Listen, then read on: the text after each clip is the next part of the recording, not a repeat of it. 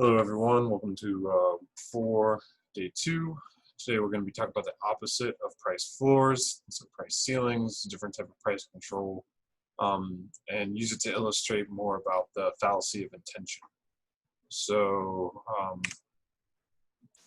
let's get started. An issue in society, something that you may have run into, or your parents may have run into, or something that I've run into is rent. Like rent is high, rent can be expensive. So but what we want to do when we analyze things economically is notice that this meme statement is normative. It could be restated that rent should be lower is really the opinion that this guy is espousing. So we need to talk about this more from a theoretical economic perspective more than morality or kind of like outrage. So people need a place to live. Like obviously the demand for housing is relatively inelastic. So regardless of how high prices for housing are, you need to live somewhere.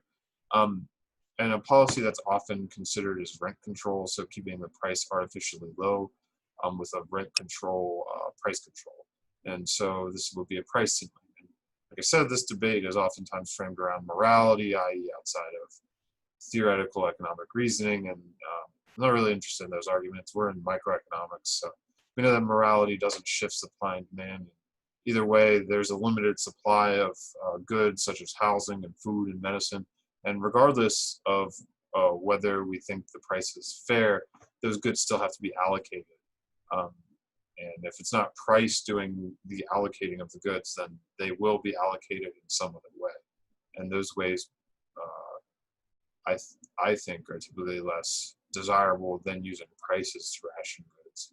And we'll talk about that. So price ceilings legally keep prices from moving above some set price. So the price ceiling is going to keep prices from going towards equilibrium. Let's just consider a market for housing for a moment. And this black line would be a binding price ceiling. In other words, this rent ceiling binds because prices can't go towards where supply and demand meet, which would be the equilibrium at this point in this market. And so this is an actual depiction of how a rent control or price control affects markets. Price is just legally prevented from going towards equilibrium. And someone could legislate into existence a price ceiling that is above the equilibrium price, but that price ceiling wouldn't be binding. That is, it wouldn't be affecting the price at all because it's just keeping prices from going up.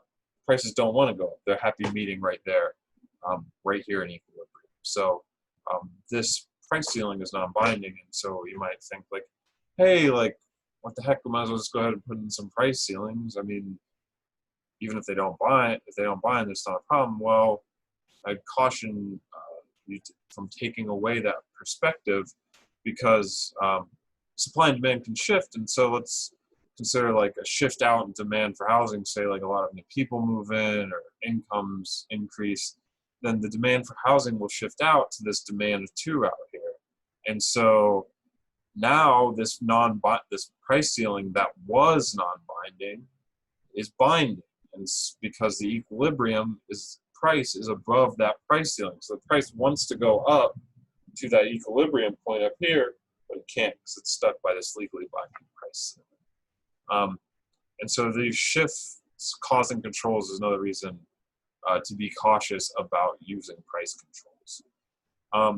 And I want to use this to emphasize how the prices in the market are determined by just negotiation. So let's consider a housing market with no price controls.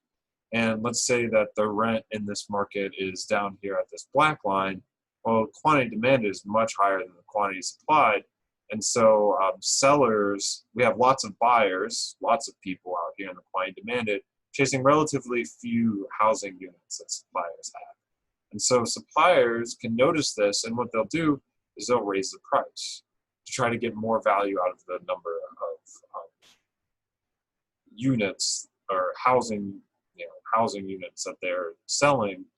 And so this higher price brings more suppliers in the market and reduces the demand. And even at this mid-rank, the quantity supplied and quantity demanded is not exactly the same. So the sellers are going to raise the price even more until it gets to this equilibrium point where quantity supplied equals quantity demanded. And let's say they raise it a little bit beyond it, well, then we would have relatively few buyers chasing relatively a lot of housing units. And so then the price would get bid or negotiated back down towards market equilibrium. And so without a price control, that negotiation, bidding, and seller and buyer interaction is allowed to determine the price in the market. But if you throw in a price ceiling, that is this black line, let's say we start at the same relatively low rent cost where there's a lot of demand and not as much supply. And so suppliers or people who are selling housing units are raising the price. Well, they raise it as high as the price ceiling. The price is unable to converge all the way towards where the lines touch, where this equilibrium price is. And so that's kind of a price ceiling preventing negotiation or action amongst buyers and sellers, setting the price and the quantity in the market at the most efficient point, which is equilibrium. And so this is a good way to gain some insight into alternative economic systems such as socialism. So recall that we mostly think of capitalism as economics, but there are other ways to organize your economy. One of those ways is socialism, but at the core, socialism or capitalism is still about allocating scarce resources to the people who want them most. And in general, capitalism uses prices to ration those scarce resources because they reflect scarcity and signals about how things should be allocated in the market. And then we just have those who are the most willing and able to pay for goods to get them. That represents an efficient outcome. Because it maximizes total surplus, consumer well-being, and producer well-being combined. But if you make these goods artificially cheap, they're rationed some other way. So you could be rationed by waiting in line, like here at the DMV.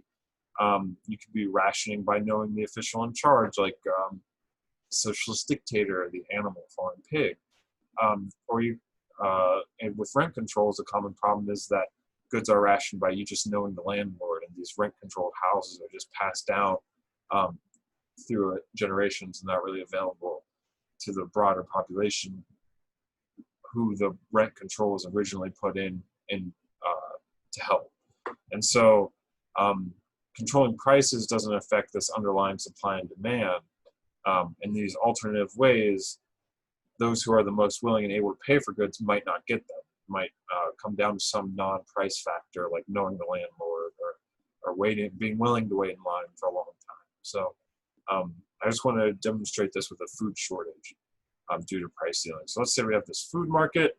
It's going along. It's in equilibrium. It's a free market. And there's some individual who seeks to get elected.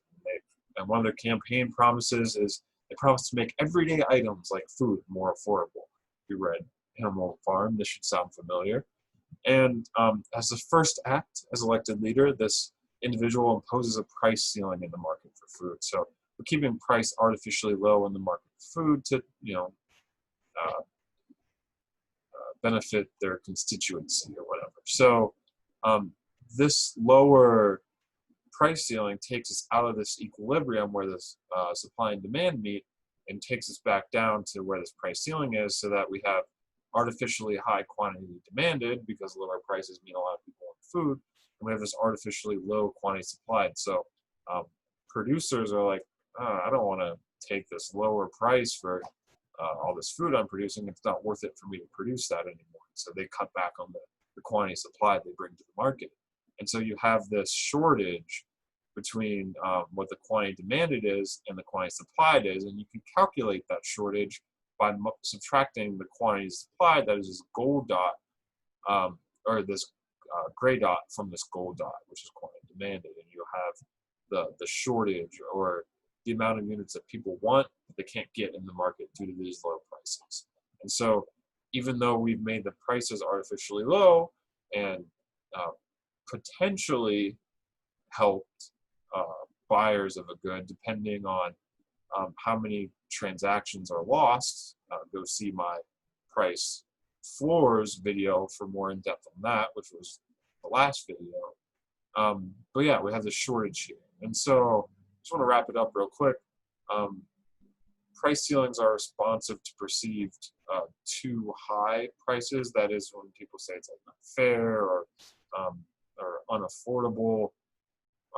However, like no matter how well intended these policies are, they don't create extra output. They only reallocate well-being, and in a way that costs efficiency. You might get, arguably more better quality, which we can't really, we don't have good measures for in economics as much, but it comes at the cost of efficiency.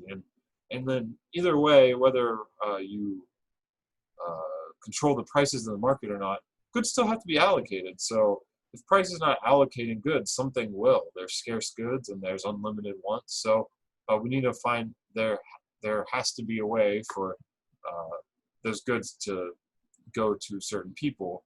And if it's not prices, well then it's going to be something else. And then even beyond that, these price controls create incentive or distort incentives for both buyers and sellers. So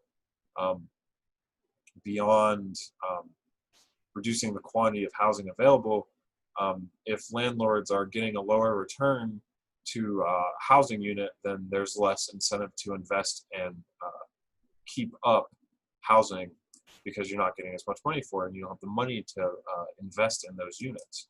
So the other thing is rent control causes housing to be auctioned without price, for instance, knowing the landlord. This is a problem in New York City where to get a rent-controlled house, you've had to have it for a long time or had a relative who had it. So, and then you know the landlord, and it just keeps getting passed down. But it doesn't really help the people it's intended to help, and it does hurt some people who, because there's not as much housing available.